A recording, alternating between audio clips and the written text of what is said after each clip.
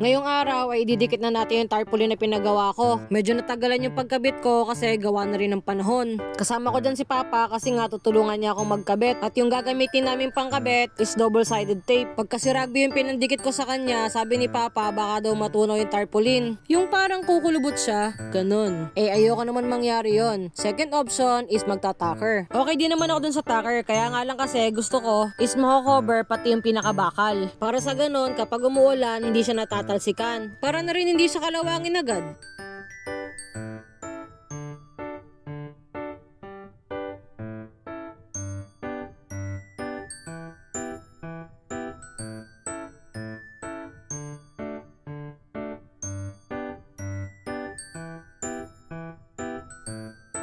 Nung una nga ay nahihirapan akong ikabit kasi hindi ko alam kung paano diskarte yung gagawin ko. Pero after ko malagyan yung dalawang gilid, dito sa harap hindi na ako nahirapan. Bali nilagyan ko muna lahat ng double-sided lahat ng gilid at saka ko nilagay yung pinaka-tarpaulin. Bali ito pala yung ilalagay ko dun sa taas. Gusto ko lang kasi simple at the same time readable. Inabot na nga kami ng dilim dyan ni Papa, kala namin kasi sandali lang yung gagawin ko. Sa part na to, nakikita ko na yung pinagbago ng cart ko. Iba kasi yung feeling lalo na kapag nakikita mo nag-grow yung store mo. Ito na nga pala yung bagong design ng cart natin mga best, 'di ba? Maganda at malinis. Gaya nga ng sabi ko sa mga unang vlog, matagal ko nang gustong gawin to, napalitan yung pinaka-tarpaulin. Medyo may katagalan nga lang kasi nga mahal yung pagpapaprint, pero worth it naman yung pag-iipon at pag-aantay. Yun lang naman mga best. See you mga best.